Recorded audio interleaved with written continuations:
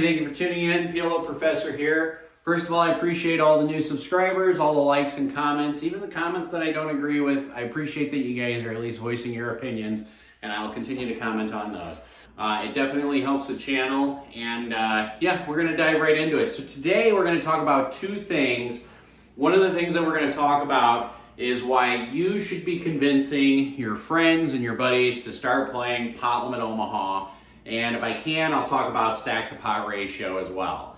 But I really want to dive into why Pot Limit Omaha is becoming a much more popular game, why people are starting to dive into it and try doing it for a living. Some of the ups and downs, obviously, can vary. But first of all, the main reason why you should be convincing your friends to play Pot Limit Omaha instead of No Limit Texas Hold'em is because in Pot Limit Omaha, you have the opportunity to have an absolute sun run changing experience.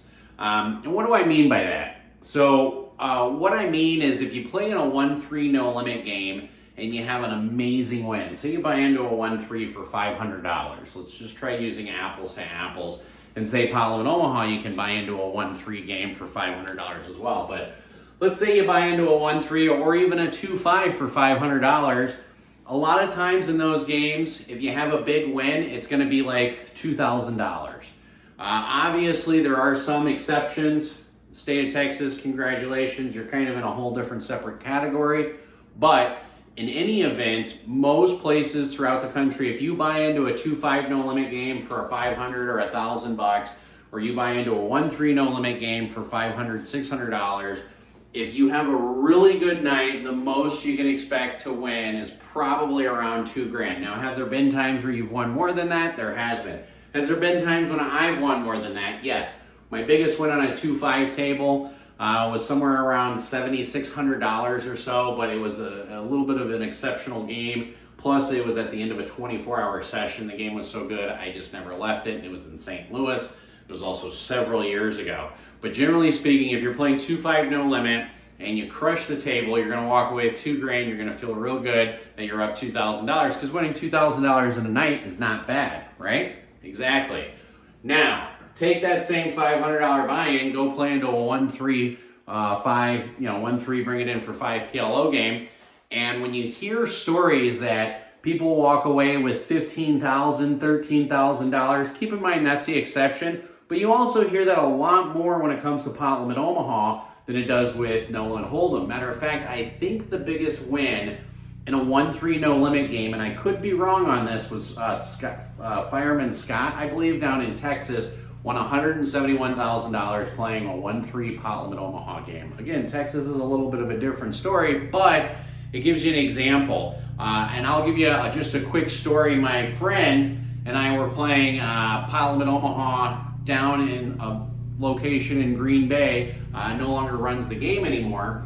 But we played down there a few years ago. He bought in for $500. His name is Kingsley, if you know him. You know what Kingsley's capable of. And from a $500 buy-in, he got it all in 3 ways and had a chance to win about a $14,000 pot with a nut flush draw. And he only had 2 clubs in his hand, and there was 2 clubs on the board. So it was one of those things that, again, you're not going to hear stories like that where somebody can buy in for $500 and then walk out with like $10,000, $15,000 in a Hold'em game. But just so you know, that's a really good reason why you should convince your friends to start playing Pot Limit Omaha. And again, if they need a good basis on how to learn how to play Pot Limit Omaha, tell them about me, tell them, share this video, and hopefully they'll do their own research. So here we are. We're at the stack to pot ratio video, which is good. First of all, convince more people to play PLO. We need more players.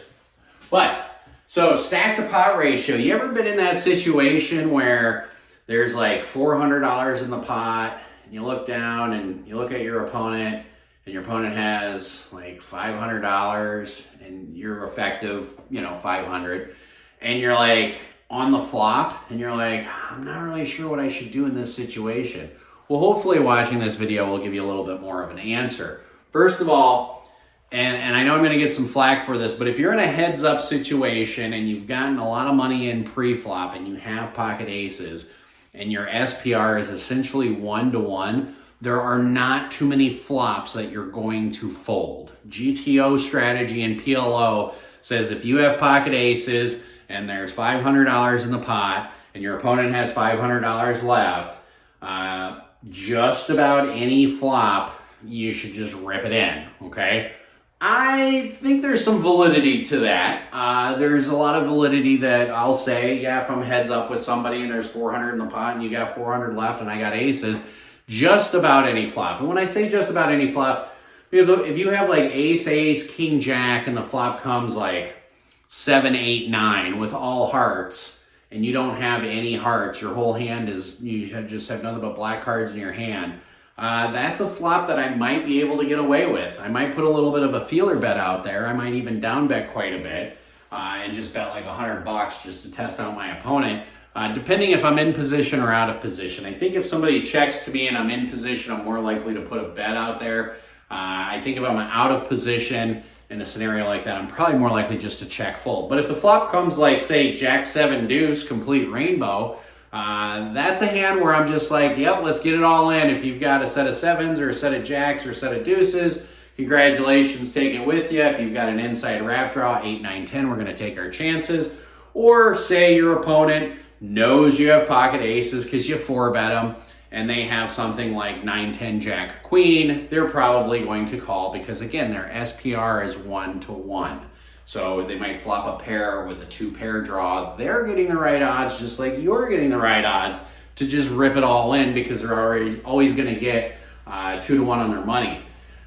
So why is SPR so overlooked? I really can't state that enough. When you're playing Pot Limit Omaha, SPR is probably one of the most overlooked topics that isn't taught about very much.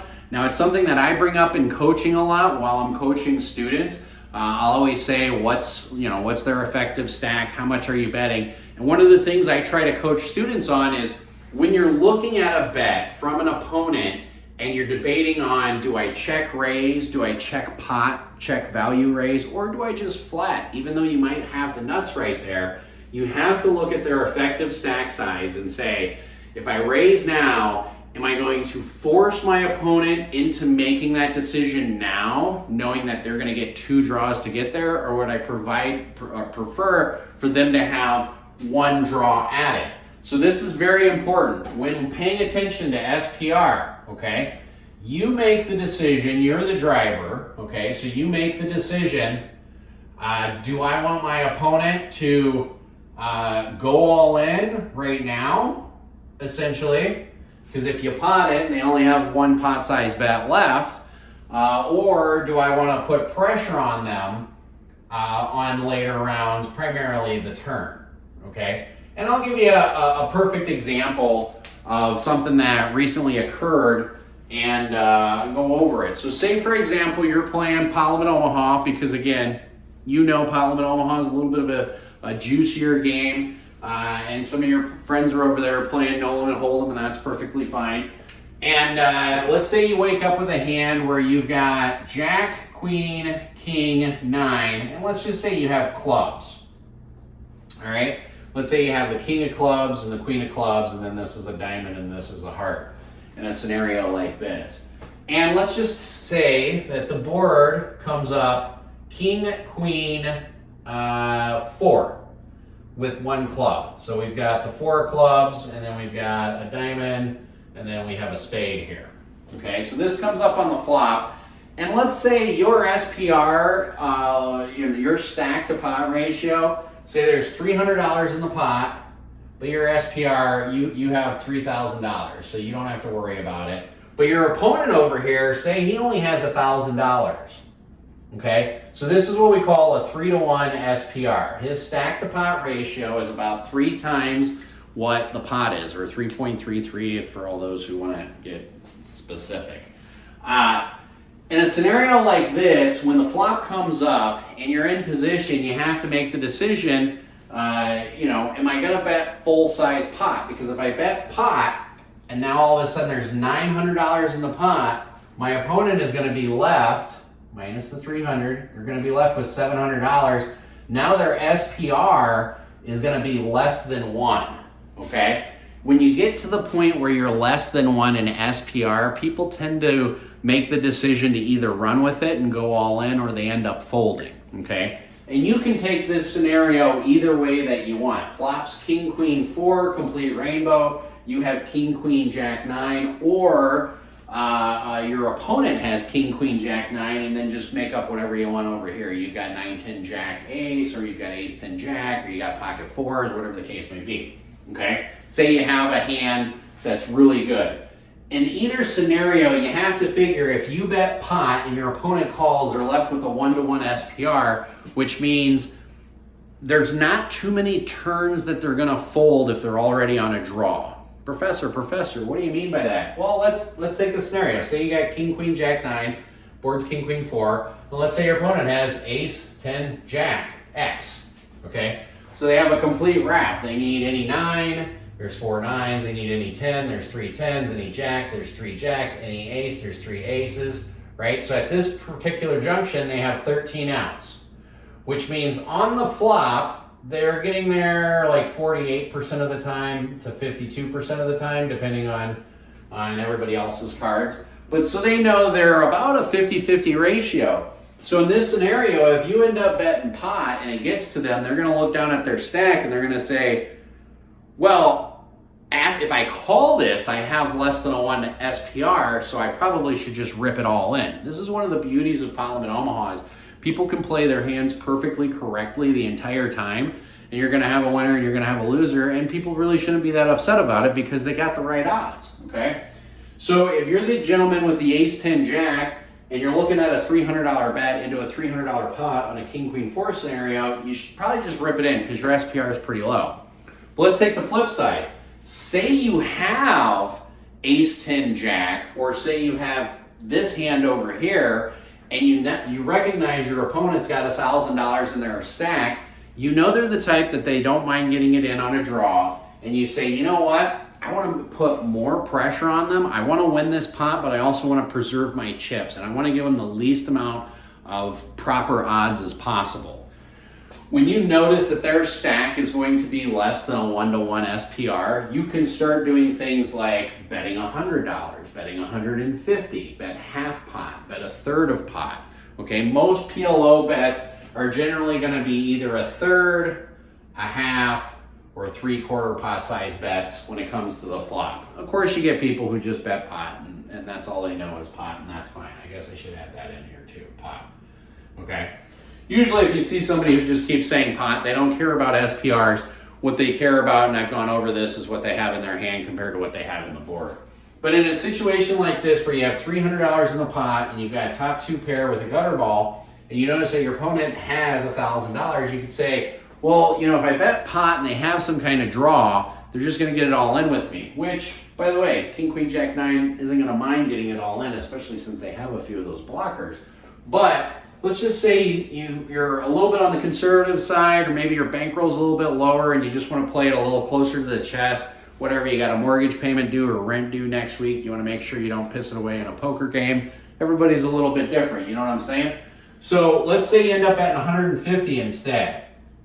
When you bet 150 and your opponent calls, now we have $600 in the pot. Now they end up having 850. Now their SPR is a little bit higher than 1-to-1. As a matter of fact, it's like 1.4-ish. I'm gonna say ish, because just shooting from the hip here. None of these videos, by the way, are like pre-scripted. When I do the chalkboard thing, I just hit play and just start going, if any of you were curious. But in a situation like this, now we have $600 in the pot, they have $850 in their stack. Their SPR is a little bit above 1. And if the turn comes a blank, so in this situation, any blank is 8, 7, 6, 5, 3, deuce. That's a lot of blanks, by the way. I mean, when you figure that out, you go 1, 2, 3, 4, 5, 6. There's 24 blanks that are going to come on the turn, which means you have like a 75% chance that nothing is going to change on this board, okay? So in a situation like this, if you've got king, queen, jack, 9, and your opponent has 1,000 and you've got plenty, you can bet pot. I don't mind that bet at all. You can also bet like 150, say because you want to preserve your win, or again, you got rent due next week, whatever the case may be. Because now if the turn comes to any of these cards right here, and you bet 600, it's really hard for your opponent to call. Because keep in mind, when you're figuring out what your odds are, what percentage you're gonna win, if you're on the flop, for example, and you have ace 10 jack on this board, that assumes you go all the way to the river. If you just go to the turn, your outs literally get cut in half. So say a 5 comes up, okay?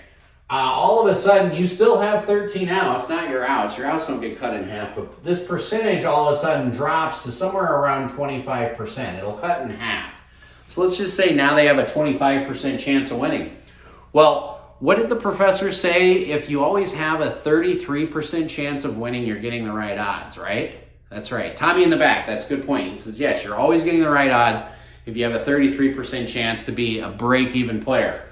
If the person calls and they have a 25% chance, that's when you're making money. You're forcing them to make bad decisions. Now, I know some of you are going to say, well, there's implied odds there because they're still going to have another $250 behind. I understand that, and that's not an invalid point, because if you bet 600 and they call 600, regardless of what the river comes out, I mean, if they miss it, you know, they're going to have 250 behind. They're probably not going to put it in. If they hit, you're more likely to call the $250 bet because it's $250 and there's already $1,800 in the pot, or $2,000 with their $250 bet. I hope you guys are following me so far. But pay attention to SPR or stack to pot size ratios. It's one of the things that I coach a lot. And if you've played with me before, you know one of the things I ask a lot, especially since I like to sit in the 1 and the 10 seat, I'll say, how much are you playing with? What is your stack size? If you're dealing with an inexperienced dealer, they'll act all annoyed when they're like, and then they lean back for the 5th time, and it's like, hey, you know, this guy just won 3 pots. I wanted to see how big his stack was. And again, if you're sitting at the table and somebody asks you what your stack size is, don't like take offense to it. Don't be like, oh, you're coming after my stack. No, it's nothing like that. It's just, hey, I'm a poker player. I want to know the most amount of information that I possibly can before I decide to make a bet. I need to know how much is in your stack. It's the same thing like when dealers are telling how many players going to the flop. That's actually really important information when they say 6-way action, 5-way action, heads up. Big difference in how you're going to play the hand out, correct? That is correct. So hopefully this touches up on stack to pot size ratio and how important it is. Make sure that you're not just paying attention to what you have in your hand and what comes on the flop. Make sure you're paying attention to what everybody has in their current stacks.